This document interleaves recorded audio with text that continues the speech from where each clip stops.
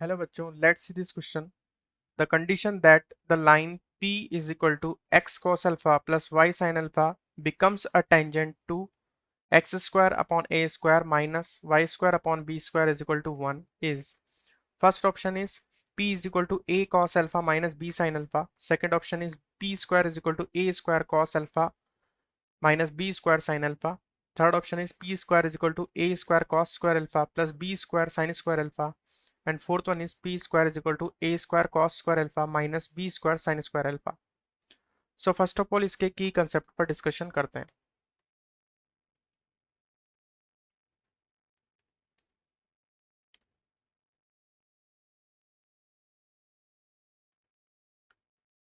सो यहाँ पर हमें एक लाइन गिवन है और ये लाइन इस हाइपरबोला की टेंजेंट होगी जब c is equal to plus minus under root A square M square minus B square होगा. So we know that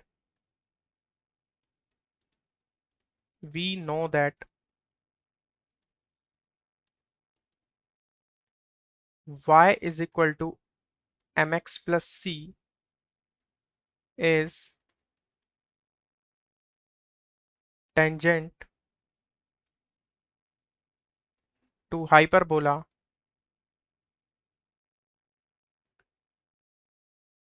x square upon a square minus y square upon b square is equal to 1 if c is equal to plus minus under root of a square m square minus B square. So ये condition अगर होगी तो कोई भी line उस hyperbola की tangent होगी. सो इस कंसेप्ट का यूज करके हम इस प्रश्न का सॉल्यूशन करेंगे. सो आ जाते हैं अब इसके सॉल्यूशन पर.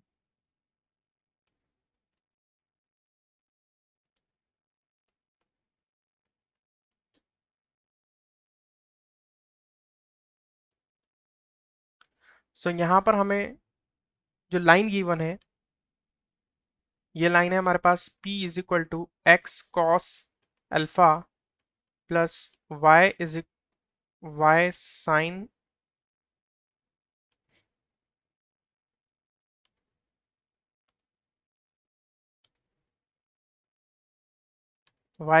अल्फा. सो यहां से ये लाइन को हम सबसे पहले y is equal to m x plus c की फॉर्म में कन्वर्ट कर लेंगे.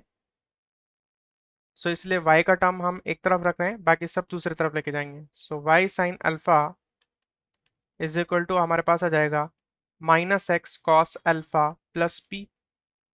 और यहां से y is equal to minus of cos alpha upon sine alpha into x plus p upon sine alpha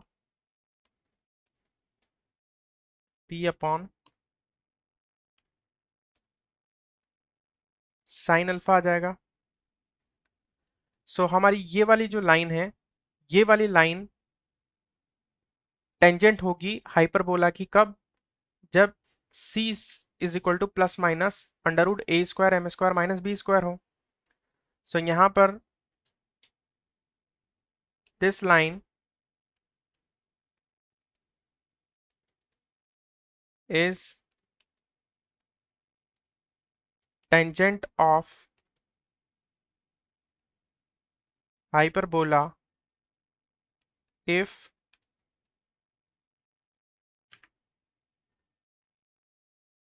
c is equal to plus minus under root of a square m square plus b square minus b square.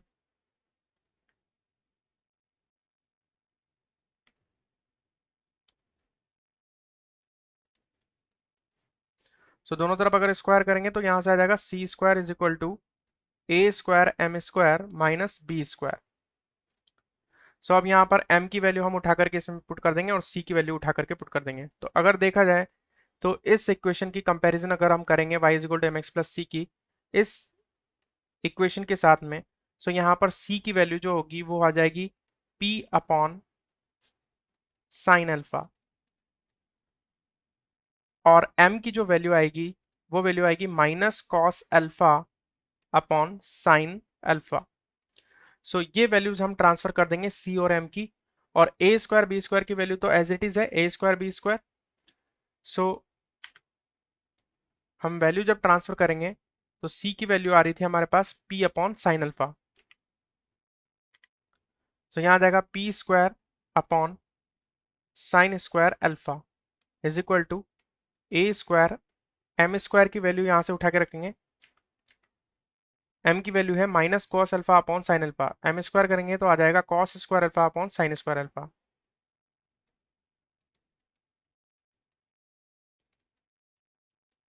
Minus B square. So इसे solve कर लेंगे। So p square upon sine square alpha is equal to A square cos square alpha minus B square sine square alpha. हमने यहाँ पर LCM ले लिया sine square alpha, और whole divided में आ जाएगा साइन स्क्वायर अल्फा। सो यहाँ पर साइन स्क्वायर अल्फा से साइन स्क्वायर अल्फा कट जाएगा, और हमारे पास फाइनली आ जाएगा P square is equal to A square cos square alpha minus B square sine square alpha. So this is our final condition. So option D is correct. I hope you will understand it well. Best of luck.